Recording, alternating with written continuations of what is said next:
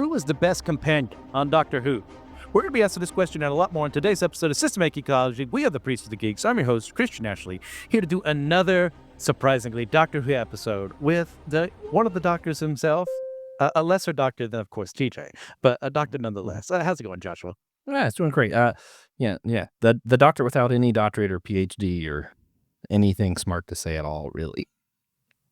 I mean, I'm a master now, so a master of divinity. Is a master of divinity better than a doctorate of humanity? That's what I want. Yes. Absolutely yes.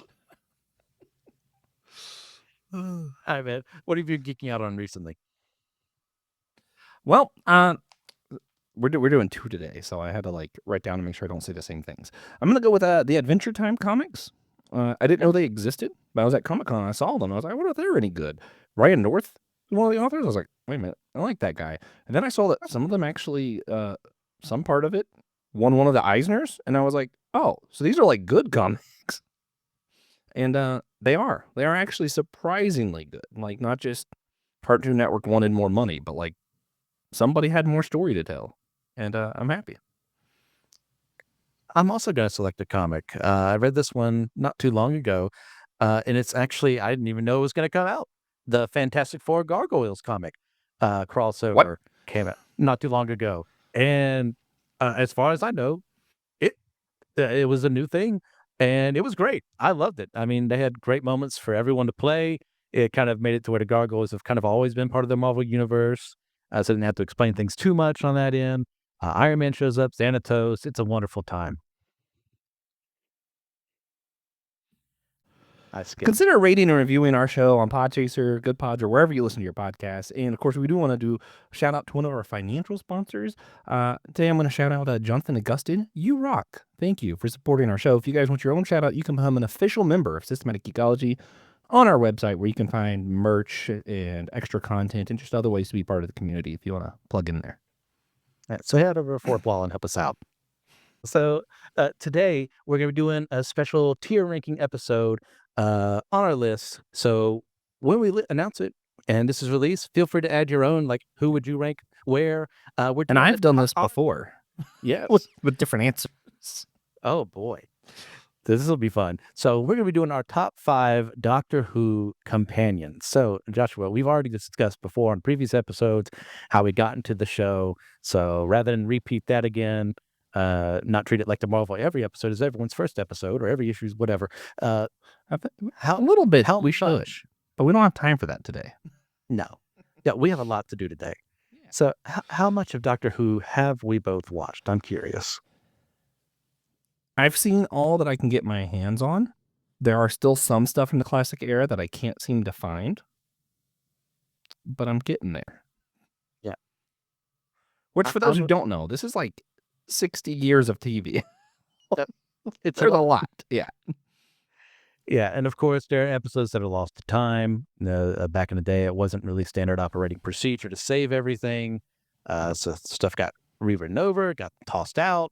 Some were lost. I have one story arc on DVD that's not available in America. Yeah, but I am happy to say that there are some audio recordings left behind. So people have reanimated some scenes, and they look a little janky, but you know what? You get to see things in motion. It's fine.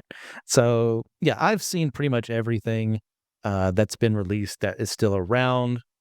Television wise, I haven't listened to any of the Big Finish stuff. I've listened to podcast episodes of people talking about how they listen to it, and some of them sound really fun.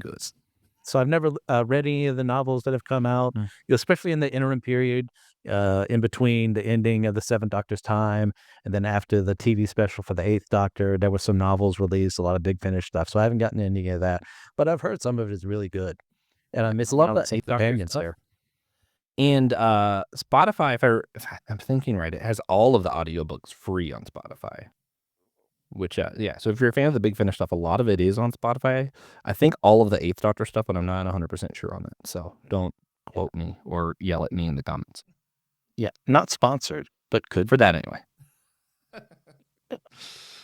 So, Joshua, when it came to the idea of making this tier list of our favorite companions, what was your criteria for picking your top 5? I'm curious. Just what I felt like. Mm, I didn't have strong. any real criteria this time. I was like, you know what? I like that one. Okay. I mean, in You know what? times past, I put a lot more thought into it, but this time I was like, you know what? I'm just gonna go with who I like the most. Just simple, you know? I mean, that is part of my ranking list. I'm not going to say anything against that. It's like, do I like them or not? Yeah, that's a big reason to put them up there. Part of it was also um, how I liked their arcs. No, how I liked the episodes they were in. How many times would I say I got angry with them as a character? Because that kind of would bring other people down. And as much as I like them, then others like how do they play well with the Doctor? Whoever they're playing opposite, they should be like able to carry themselves in a way with him that brought some fun to the story and also helped build the two of them together. And also how much they challenged the Doctor. I really put that in there too. I will say, at least one of mine isn't higher up on the list because of story arcs. Like, I think I would have enjoyed them a lot more if the stories were just better. Okay. Yeah. So like what in your opinion makes someone a good companion? Being named Christian Ashley really, Oh, that puts them up there. If they're not okay. named Christian, they're imperfect. So you got to start there. Uh, It's a great no, I mean, criteria. honestly, fun. Mm, Because a large part of what the doctor, like, yeah, the doctor saves people. He cares about people. He's whatever. But the doctor isn't on like some mission most of the time. He's not like, all right, here's what I want to accomplish in the universe. We're going to defeat the Galactic Empire. He's just kind of seeing what's out there and having a good time. So I feel like if the companion isn't fun, eh. And also, really important here, how much like a dog is the companion? If you're a dog, that makes you a really good companion. Isn't that right, Copper? He said, yeah. yes. Well, we've got a literal one of those on the list, I think, judging by that. Um, yeah, for me, it's once again, how well do they play with the Doctor? And I mean that in various ways. Do they just take everything he says at face value, or do they push back a bit and ask questions? Do they just accept everything, or do they go out and look out for something themselves? Or accepting something in the midst of the techno babble and the weirdness, and an alien is right in front of you. How do they react in the face of that? Do they just stand there and scream? Do they freeze? Do they improvise? Like, what's something about them that makes them go, okay, they're different than if X companion here had been here. They would have reacted this way. This one would have done it this way. And like I said, there's also got to be something to them to make me go, okay, I want the Doctor to be around you because you bring out this aspect of him that we wouldn't see if someone else were here. Yeah. So how about a bad one? What do you think makes a bad companion? Not being named Christian Ashley. Oh, that too. Not being a literal dog. Um, I not being fun, being whiny. I think being whiny immediately makes it like no. One, because I don't want to watch a whiny character. Two, because Mhm. the doctor's just out trying to have a good time. And then like three is you are literally with the doctor. How much do you have to complain about? Like it's kind of like when rich people complain about stuff, and you're like, I don't care about your problem. It's like you're getting to hang out with the doctor. I have a really hard time carrying that much about you complaining of every little thing, you know? I mean, but still, though, there's plenty to complain about because they're in scenarios they're not prepared for. Yeah, I Because mean, the there's a Doctor is difference very between bad at complaining about people. legitimate situations and just being whiny. There are some Yes, characters that are just whiny. And I'm like, I I think don't, we're gonna have why an are you argument spending so about much? something later on. I'm so ready for it. All right, go ahead. So, before we head any further, we'll go ahead and let's start off with our honorable mentions. Like they would have probably made a list, but it's only 5, so we had to narrow it down. What do you think? Who are your honorable mentions? I don't know why I had a harder time with this than anything. I'll say Sarah Jane. Sarah Jane's going to make an Okay. honorable mention because she's cool. Yes. Rose Tyler, because it used to be Mhm. one of my top ones, but as time's gone on and I've matured, I'm like, I don't necessarily like characters that immature. They kind of annoy me now. but I still like the relationship with the Doctor, even though it is problematic. I enjoy that storyline. I'll just throw a third one in just to throw it in. I liked Ruby. I wish they would have done more with her. Yeah, But it would have been nice. she seemed pretty cool. They just didn't do enough with her for me to really be like, oh yeah, that's one of my favorites. Yeah. Okay. Oh, Yeah. and then the one guy who thought he was the Doctor in that one special. Oh, you weren't big. He was awesome. It's just really hard to Oh, pick someone off of a single. Oh, you were big on him. Okay. Oh yeah, no, I loved him. It's just hard to pick someone Gotcha. based off of one special, That's fair. Yeah. Yeah. I'm picking Romana too. I've always loved her. It was hard not to put her on this list, but the other characters just kind of edged her out. Amy Pond, I love the relationship. Some other relationships she had with the Doctor.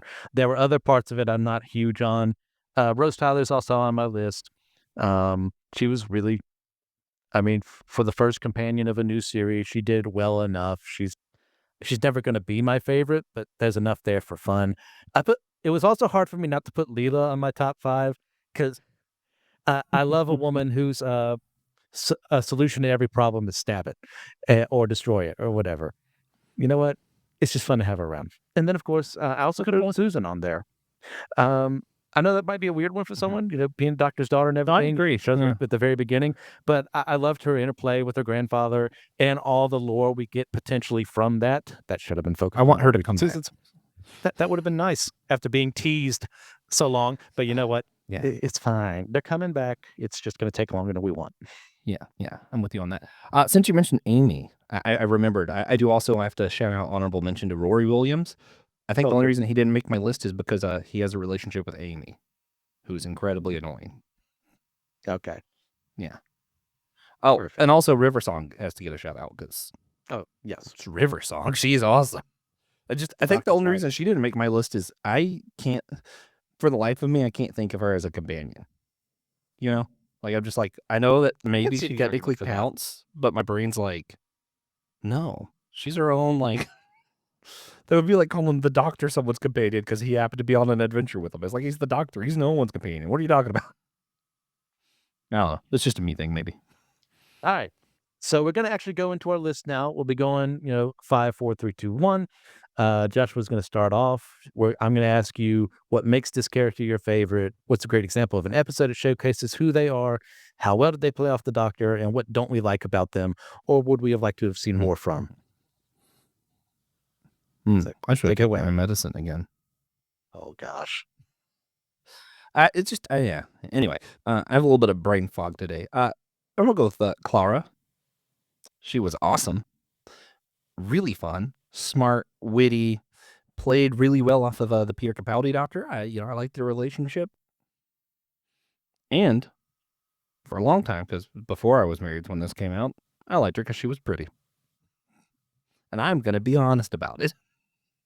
Okay. Yeah. So she's coming in at number 5. Beautiful woman. The main reason she's number 5 is because I feel like the story, like plot wise, they were just like, oh yeah, but also she's the greatest thing in all the universe, and I'm like, okay, that's a little annoying, but that's not her fault. That's just the writer's fault. Yes. Yeah. I agree with you there. It does kind of get a little over dramatic with how much she influences the Doctor's life. And I'm fine with what they do ultimately.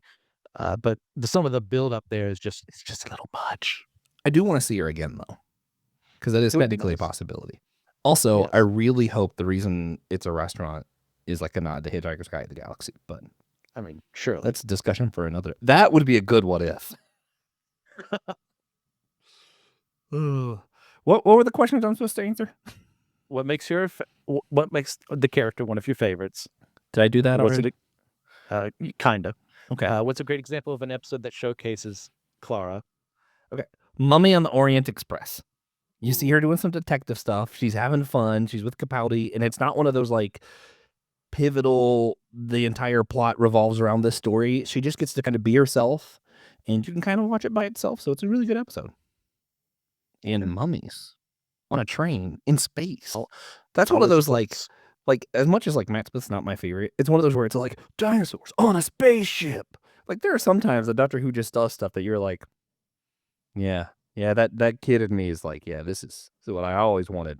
When I dump my toys out on the carpet. Just put It's like, here's a train, here's a spaceship, here's a mummy. Yep. Great. And that's part of the fun. Yeah. Do you say what I didn't like about? I really feel like the main thing I didn't like is just how they kind of made everything pivot around her too much. And but even with that, it's annoying because even with that, if you go to like the Raven episode and you see like some of the ending with it, it's like she clearly did not approve of how the doctor treated her or how like she didn't want everything to revolve around her. So I'm like, it's hard to hold it against her, but it does make the character annoying. She does At least push back, and I yeah. appreciate that, especially against 12.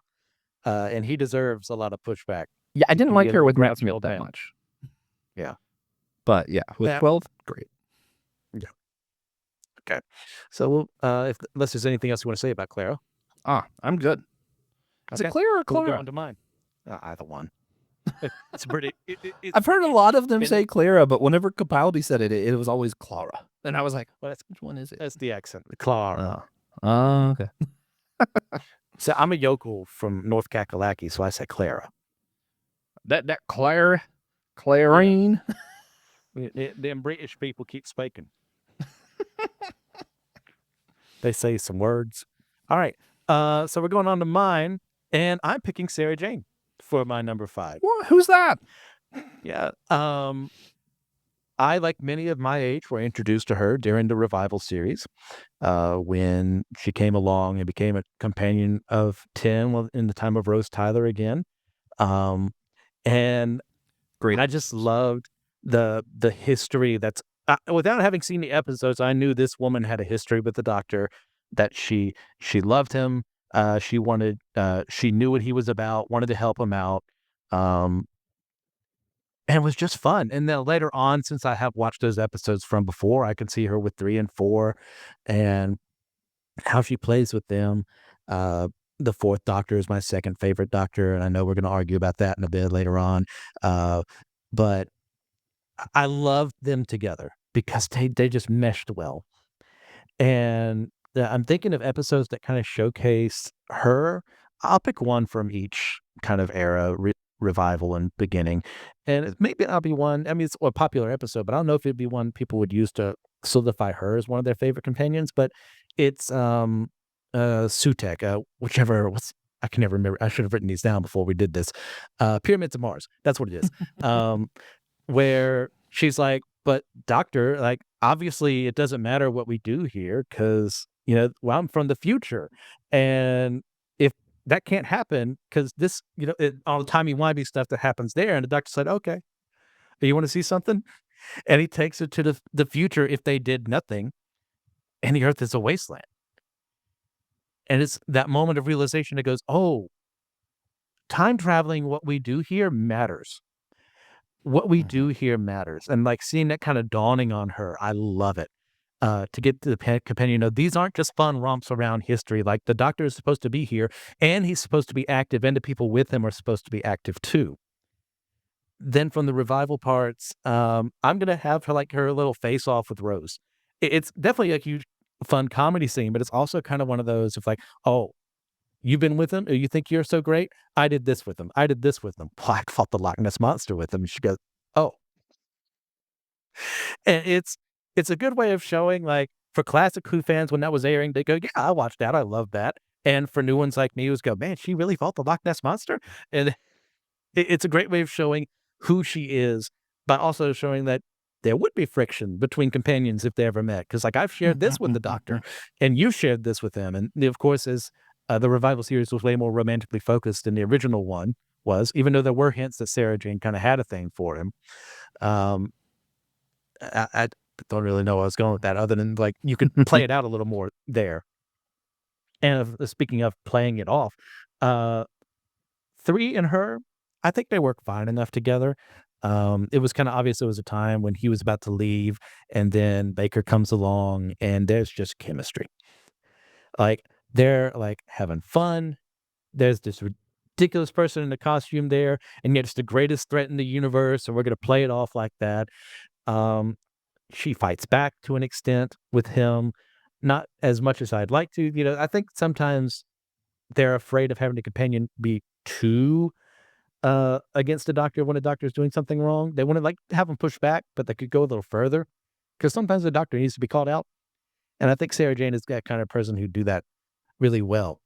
Um, let's see, what we don't like, early Sarah Jane, when they first introduce her, is kind of the definition of a straw feminist, and, like, we want a hip character who's a woman, she's gonna let you know she's a woman, and they thankfully start playing that down later on. It's like, no, she never stops, being a strong woman. But it's more like, we're not telling you she is. She's gonna show you that she is. And if she was very guilty of character writers who were like on the telling side of things early on. And unfortunately, Elizabeth Sladen is her actress's name. She died way too young. And the Sarah Jane Adventures were a lot of fun. I do miss that we didn't get a chance to see more of her. I'd love to see her play off of future Doctors again, like what they've been doing with Mel. Yeah, that is fun with Mel. I forgot about Mel. Yeah, she is also the reason I went back and watched Classic Who, because I probably was just gonna watch the revival era stuff, and then like all those little references, like you were talking about, like with like the Loch Ness monster, and I'm like, wait a minute. There's more to the show. And then I yeah, she cost me a lot of money. That's why she didn't make my top 5. Oh man, that's funny. Anything else with Sarah? That's me. Sarah There you Jane? go. All right. K9. He's one of my favorites because he's a dog. What I don't like about him, he's not literally the only thing we see in every episode. Also, he's a dog. Actually, he has his own show. Planning. He did have a spinoff. I Well, thought it was a pilot episode. I'm pretty sure it's going to be in yeah, there's Australia. 26 episodes, right? Or did they never make it? Maybe they never made it. I think there was a pilot one that they filmed, but it never got any further. But he's definitely in the Sarah Jane Adventures. Oh yeah, heavily in those. Also, he's a dog. I don't know if anybody knows that. Also a robot, but a dog. What were the other questions I was supposed to answer? Best episode to watch with him in it? Literally any of the ones with him in it. Yeah, any episode that he's in is a good one to see why you should like him. Because if you look at it, you'll see that he's a dog. I think that's it. I don't think I need to make a further case for this. He is a dog. K9. I love K9 too. The great part about him is he's not a literal dog, which means I can be around him for hours at a time. And not. If I had K9 as a pet, Christian could come over and hang out with him. Rather than having to take allergy pills and standing outside for a moment to get a breath of fresh air. Yeah, my house is a zoo. Dog. Well, it's fine. We work it out. Yeah. And I just love how he's the kind of a definition of a servile snarker of, I'm going to do what you tell me to do, but I'm also going to like give you the business because you're a little haughty for your own good at times and I'm going to let you have it. And he sacrificed himself a few times. Yeah. He's a good also dog. Good boy. Yeah. Companion you can rebuild if you want. It's great. And I do also really enjoy how the show is like, we're going to add this really cheesy thing in and play it off like it's not the cheesiest thing. I love it. This is super serious. Yeah, it's K9. What do you mean? You should be crying when he sacrificed himself for the 3rd time. And you know what? I think I might have. Okay. I love him. All right. Well, next up on my docket is Brigadier Lethbridge Stewart. This is my guy. I love him in the show. One of the most reoccurring characters on Doctor Who. In a time when they had budget cuts aplenty, they were forcing Third Doctor to stay on Earth, and he had been introduced in a time of the Second Doctor, but he really started to become the third and fourth Doctor's kind of friends. And later on, other Doctors would encounter him. And unfortunately, actor did pass away. Nicholas Courtney, I think is his name. And we get a little nice fitting tribute to him with Clara and the Doctor when the Cybermen are attacking. Obviously, since they can put the actor there, they can put a guy in a Cyberman suit and show, they're together. They're appreciating for one another, and a final sacrifice for him in that regard. But what I love about him is that he's kind of an anti-doctor in many respects. And he's not really like a classic companion in the sense that he always goes with the doctor places in the TARDIS, but he goes with them places on Earth. He's been in the TARDIS before, but it's not really like his big thing. His job is in charge of unit, making sure that these alien threats are dealt with, and that people don't die. And unfortunately, since the show is what it is, his soldiers aren't as effective as they would be on another show. Um, so his idea of like 5 rounds rapid isn't always going to work on a show that historically, well, outside of certain parts of the show, definitely the revival era, doesn't like guns and doesn't like the army. But he's just the typical stiff upper lip British man, knows what he wants, and not afraid to give the doctor lip if he's like, okay, you could at least explain yourself, or I see what your plan has gotten us now. We're about to all die. Like, that's just who the Brigadier is. And later on, when we see him in the Seven Doctors era, like, we see him in the midst of retirement and go like, I hate this so much. I should be out there in the field. And he gets like one more chance to be out there in the field, helping. Oh, what's the episode with like the weird kind of Camelot stuff? Yeah, And yeah. it's so much fun to have him back. Yeah, definitely. I've seen some people say he's a little more divisive in their ranking lists, but I love him for who he is. Now, His as daughter far as too. I like his daughter also. oh yes, Kate is at first I was like, but Kate's come around. I love her a lot. I think we reversed positions there. I liked her more before, and then she kind of got written less and less good along the way. less well. So a great episode for him. Like I mentioned, Seventh Doctor's time. There's plenty from the Third Doctor. Where he's like, okay, I'm going to deal with this militarily. Third Doctor's like, no, we have to negotiate peace. And they're both right and they're both wrong, and they play off of each other really well. They balance each other out, which is a good way of showcasing the both of them. Because he's willing to stand up to the Doctor, but he's also willing to listen. Like, even if sometimes to his face, he's like, I'm not going to listen to you. He'll tell one of his assistants, hey, go and do the thing the doctor said if my plan doesn't work out. So that, there's a mutual respect there. As far as what I don't like, man, that's a tough one.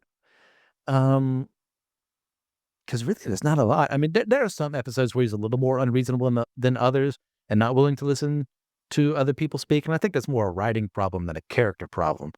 So I'll throw that out there. That's fair. I'm trying to think of other things I can say. Nothing. Yeah, he's a good character. Also, good character. My next pick is Wilfred. Nice.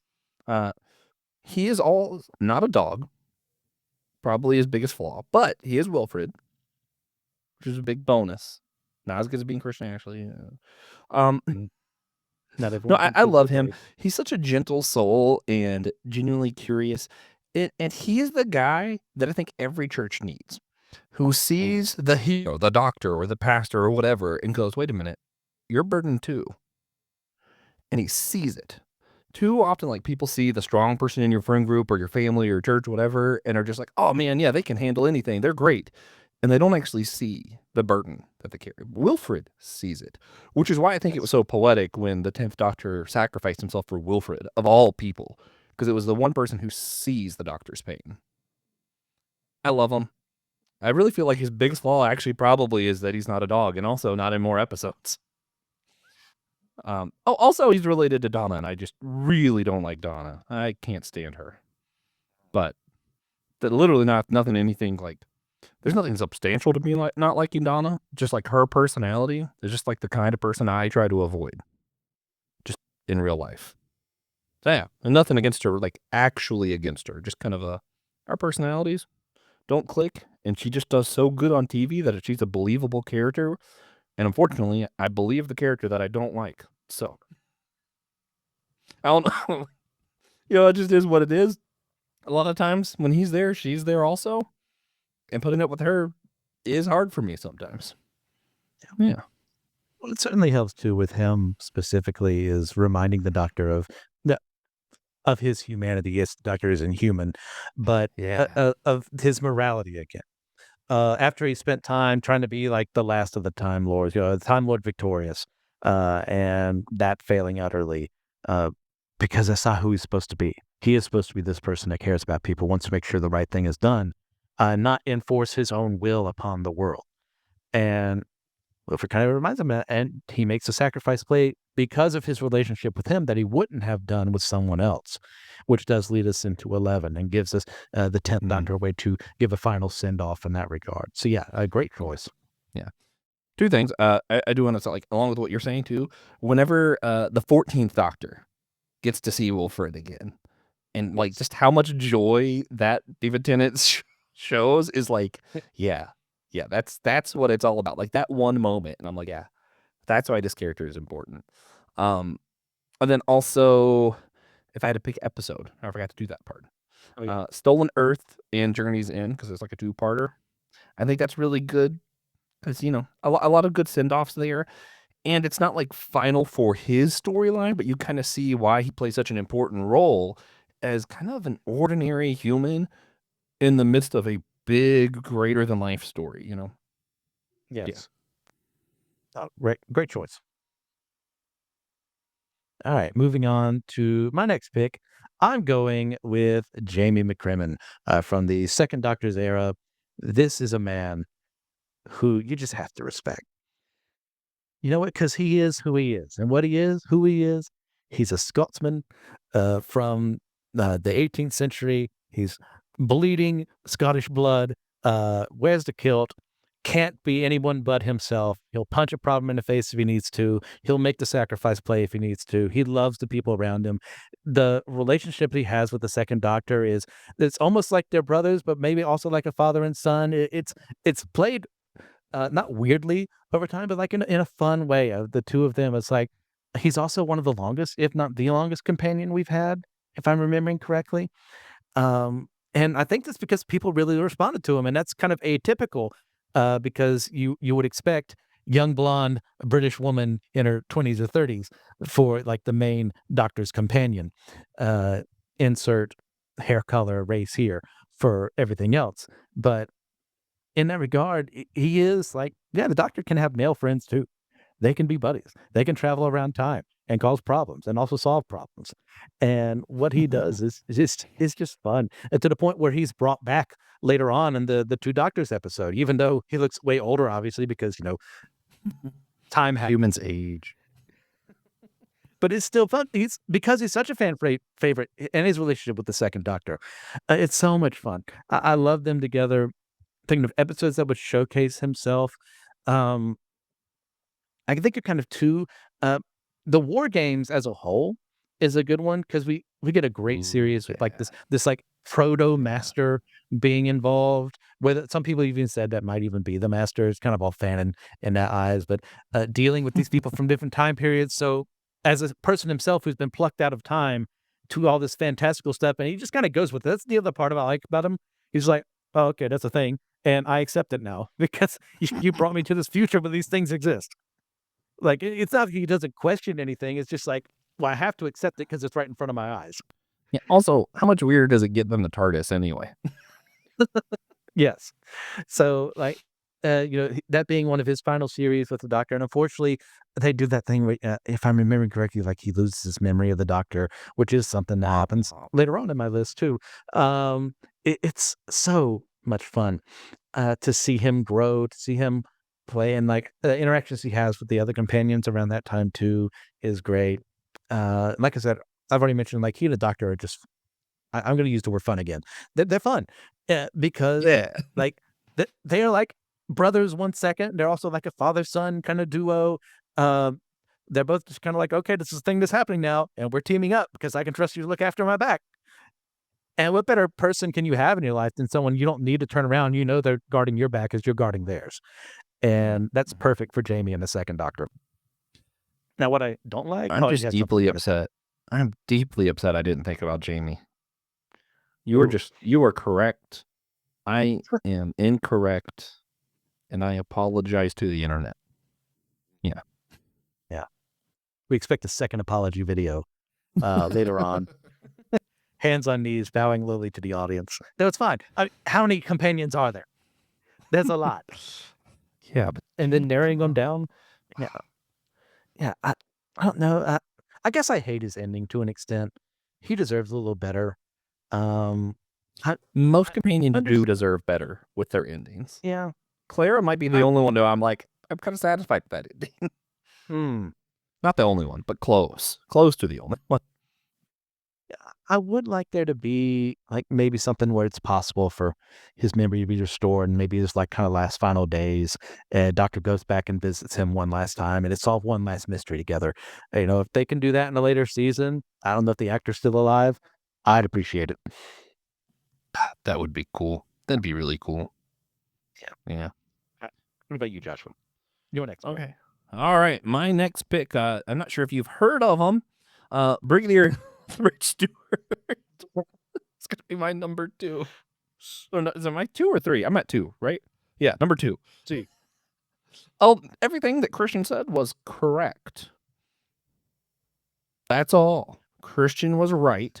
The biggest thing I had against him was he did spend a lot of time with the Third Doctor. I can't stand the Third Doctor. He gets on my nerves. The whole car thing, dumb. His whole personality, kind of dumb. Sorry. Appreciate the actor's work. I know he did great. That's just Doctor Who when he was the Doctor was not a show I want to watch. But his time with the second Doctor, BBC for budget cuts. I love the second Doctor. Second Doctor is fantastic. All the times he showed up after that, except for that one time, if you know, you know. Great. For me though, the episode I would pick as my go-to for the Brigadier, Web of Fear. I love that. You get the Yeti, you get the second Doctor, you get the Brigadier. That may be one of the best Doctor Who story arcs, point blank. And his role in it really shows why he is everything Christian said. And I love him. Yeah, that's all. This is just an episode where Christian gets his back patted the whole time going, wow, Christian, you're so right. And I'm not as good as you. You're about He had Jamie right. He got Brigadier right. And I'm just here, basking in Christian's glory until now. Yeah, before we go that way, yeah, like I said earlier, this is the man. Like, if I want someone leading Look my at that mustache. military organization, like, how can you not trust that? He's going to make the right decisions. Yeah. You don't get a mustache like that if you don't know what's going on. Yeah. And is it Kate who says, like, later on, like, when he was older, he would always, like, get a drink of brandy, a cup of brandy or something like that, and tea, and he'd always have a second one just in case the Doctor ever showed up again. It's like, God, what a friendship, man. They need to make that short. Like, they have a few really good shorts, especially like the one with the 5th Doctor and the 10th Doctor. I think one of the shorts we need is the Doctor just going and showing up one of those times that he poured that second cup of brandy. Just like a final farewell, you know? That'd be cool. No, it's kind of like, leaving an open spot at Passover for Elijah, but every single day. Yeah. Crazy. It is Elijah, right? I didn't know. I was just going to go with it. You're the one who mastered the divine. I think that was the tradition. Okay. So here we go to the most controversial take yet for Joshua's side of things. And I'm picking my girl, Donna Noble. Donna starts off as the biggest shrew in the world, and I did not like her. And you're not supposed to like her starting off. That's the intended effect of her character. She is loud, brash, demanding, gets in the way of things. But then when she realizes her marriage is a sham, that things aren't going to go the way she wants, that she's actually seen what a real hero looks like, she changes to the point where not even being with the Doctor, she's investigating things on her own because she's seen the wide whole world revealed to herself of aliens being real and that they're on Earth. So what does she do? She doesn't become passive about it. She does something about it. So when she meets up with 10 again, they get that great scene of the both of them like mouthing at each other from opposite sides of a room that they can't hear each other while the villains are monologuing over here and they finally notice them. It's so much fun to see them band together again. And then the way, one thing, kind of combine answers to questions here. It's how she relates to Tim that really helps push her to where I have her here, because after 3 straight seasons of The Doctor Is My Boyfriend, Donna's like, "Nope, shutting that down. You're not mating with me, spaceman. We're done with that. We're just mates." And I needed that so desperately, because Rose is fine, and you get Martha right back to back. It was so annoying, and Martha deserved better as a character, just to not be yet another token love interest or Oh yeah, that one-sided. I wanted her to be one of my shout outs too. I forgot. I love Martha. Yeah, Martha deserved better. Um, but what Donna does is she comes in. Yeah, she still has that fiery will. It hasn't died in her, but now it's been redirected to actually caring about other people and looking out for them and making sure the Doctor, who is her best mate, making sure he's okay. And when she's gone, what happens after that? That's how we end up with the Time Lord victorious, because he doesn't have someone like her around to keep him in line. And that's exactly why companions exist. They make sure the Doctor doesn't get into the darker aspects of himself, the ones where he's unhinged, the ones where he goes back to what he was doing at certain points of his life where he wasn't as on the straight and narrow as he should have been. And Donna was a great way of doing that. And when she had what I thought would be her ultimate ending, and that she lost all memories of everything and she had regressed to who she was before, it was such a tragedy, because you'd seen how she had grown. That, you know, for all the many flaws of the most recent seasons, I will say it was great to have her back, to have that undone by the same man who did it, and to give her a new chance at life, and to show that even though she had Mhm. lost some of it, a part of it had remained, and she was looking out for other people. She was helping them out. She had become a better person. So that was part of her working with the Doctor, and I loved that about her. Now, what I don't like is, it's what I'm not supposed to like, is at the very start, how she is. But I appreciate who she becomes over time, and I hated her original ending of losing memories of the Doctor, of all the things that she had done, because that's not what a hero deserves. But it was undone, so I can't complain about it too much now. My biggest gripe isn't instead of her losing memories, I wish they would have let me lose my memory of her. That would have been great. No, I mean, to me, I honestly feel like she had one of the greatest friendships with the Doctor of anybody. She really helped the Doctor more than anybody. But it's kind of would be like, if we had like a group of friends and like I was having Christian over for like a Thanksgiving or something, and he made a new best friend that was really good for him, and they help each other and they're wonderful. But I find his new best friend to be the most annoying human ever.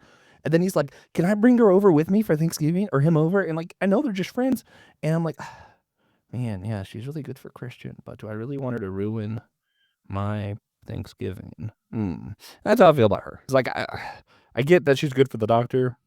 Do I really want her with the 10th Doctor ruining episodes that I might enjoy otherwise?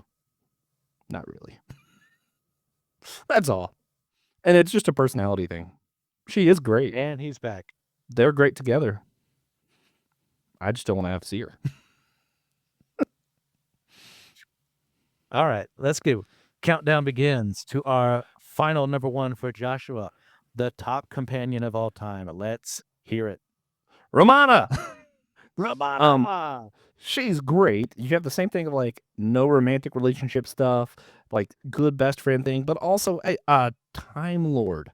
I always feel like it's so, to me, there's always just a little bit of weirdness with the Doctor going around with a human. I'm like, I get it. It's cool. I don't want him to be like speciesist or racist or something, but like at some point, we live such finite lives compared to him. Like I just always felt like he would have more in common with another Time Lord. And I feel like they show that case that really well with Romana. They have a lot of fun. Their adventures are great. And you get to see the Doctor do that thing where it's like, let me show you the things that I love about this other world, about this other place. And their adventures together are just so lively. Um, Fourth Doctor isn't my favorite. He's not my least favorite.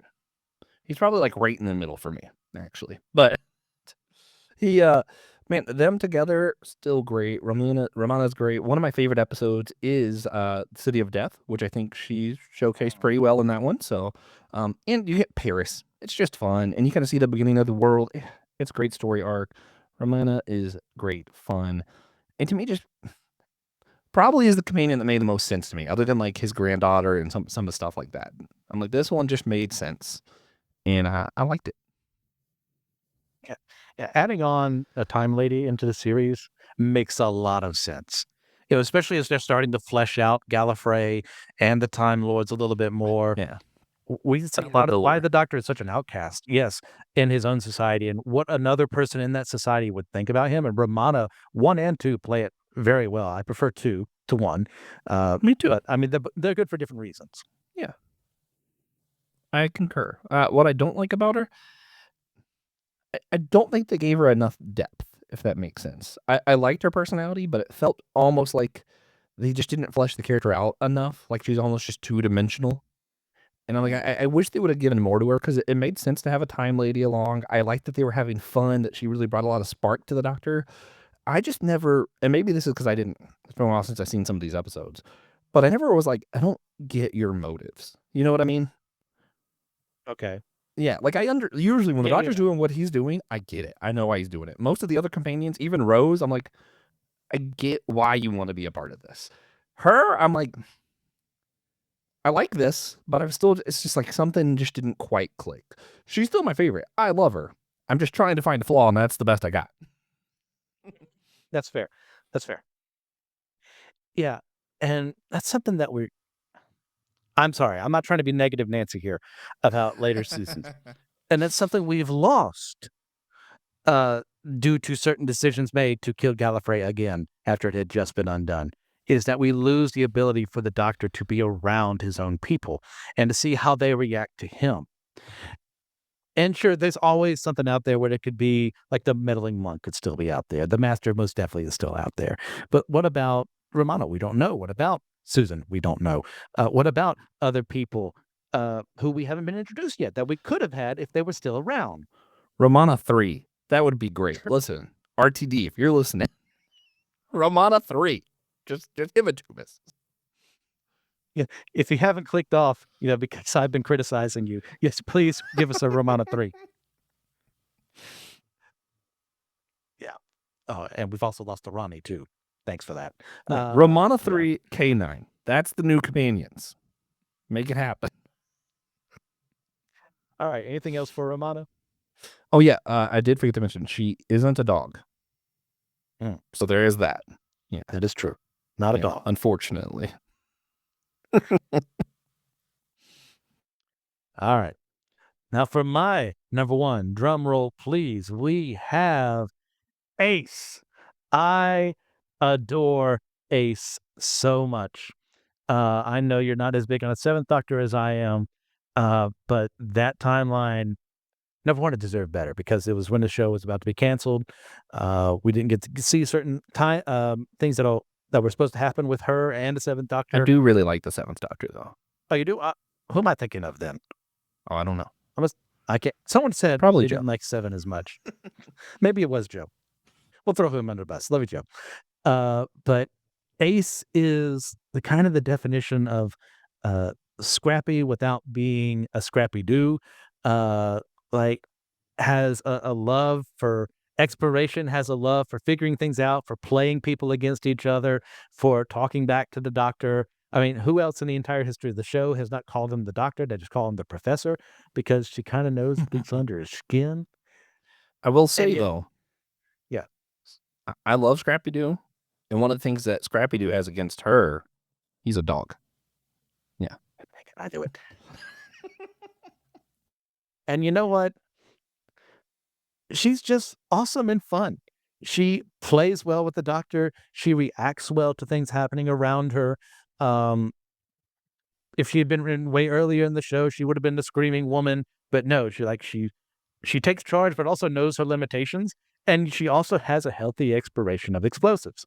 To the point where the Doctor knows that she always has something on her person, even though he knows she's not supposed to. And he's told her not to, and yet she does anyways because they both love and respect each other. They know that part of themselves. And I mean, for those in TV tropes lore, one thing you know is the creation of the page, crowning moment of awesome, comes back to Ace because they were trying to describe the scene of her with her Hand of Omega enhanced baseball bat, beating the hell out of a Dalek. What other character in history has done that with a baseball bat? No one else. There's only Ace. There's a reason she calls Ace, because she's the best.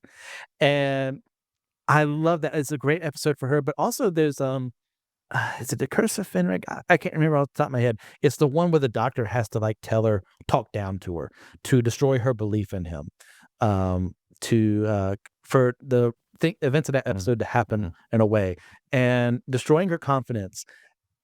And yet she realizes eventually what he was doing, and she becomes better for it. Knowing, yeah, I do have flaws. I need to work on those flaws. And had we had other seasons, we would have seen that occur. And in fact, one of the plans were for her to become a person in training to become a time lady. How is that happening? That's something we've never discovered. Can a human being become a time lord? Is that something that's just genetic? Is it something scientifically that could be done? Like, the plans were to make her be one. In I the would have loved to Doctor have Who seen, like, movie, it is said that the Doctor is part human. But the question of if that's true and how canon it is, there's stuff. Yeah, we're not going to open that can of worms. No, nope, not today. Now, as far as her playing off to the Doctor, perfection, chef's kiss. She's a rowdy, angsty teen who's becoming an adult, but at the same time, there is a respect for him because she understands a little bit of who he is and what he does. But also, there's that predilection for not listening to authority, to where he's going to tell her to do something and then she'll go and do the exact opposite, thinking it's a good idea. And chances are it is. But also he knows that, so they're playing off of each other. It's like, I told you this, knowing you would do this, knowing I would say this, so you would do that. And as someone who loves convoluted things like that, that's fun to see that play out. And I also love characters who love each other deeply and just snipe back and forth at each other because it's built off of that love. I want to like get under your skin just because I love Oh, you like me and you you. love me. Oh, see, that's why we work so well together. I love you too, Lex.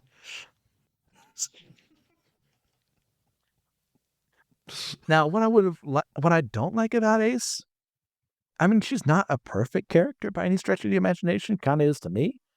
And I think it through no fault of her own. It's because the series was canceled, and we didn't get as much of her story as we could have. Now, from what I understand, some of the novels do pick up on her story from here about her going to Gallifrey and like studying to become a time lady. And I know later on we get mentions of her starting the A Charitable Earth Foundation, obviously ACE standing for her. And so it shows that she went beyond where she started as like this punk teenager into someone much bigger who cared about the world and wanted to look out for them. And even without seeing her on screen, I appreciate that. Yeah, yeah. My only thing with her, the explosives thing and a lot of her like characteristics felt a little gimmicky to me. She would have got a shout out though if I remembered her. The problem is, to me personally, a lot of Doctor Who with like the 6th and 7th Doctor storylines are just forgettable. Like I'm just like I forget That's fair. like and I like those doctors. Like I think and I'm really glad that Sylvester McCoy has got the Hobbit role too. Like he's awesome.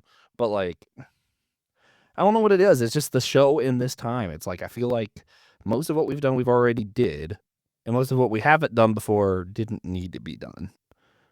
Yeah. So it needed that new life. Needed to be regenerated. All right. Well, those were our top 5 Doctor Who companions. We'd For now. love to have you guys in the comments down below. If we have to do another episode, I guess I'll change Yeah, mine. in 2 years I'll do this episode again, and I'll have a different 5 from this time and last time. So yeah, feel free to leave a comment. Let us know like who your favorite companions are or why you think we're off base for having who we have. But before we head to our wrap up, we are going to be doing a special bonus question for this one. And that is, if we could switch doctors for the companions to work with, so say I sent Ace from, I don't know, 7 to 13 or 7 to 1 or whatever, like who would we switch and with whom? So if you're interested in that and all the other special content that we have that is exclusive to Fourth Wall, head that way. Joshua, anything you want to add before we wrap things up?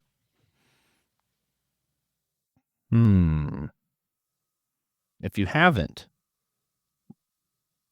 Look at a picture of Canine. He's a dog.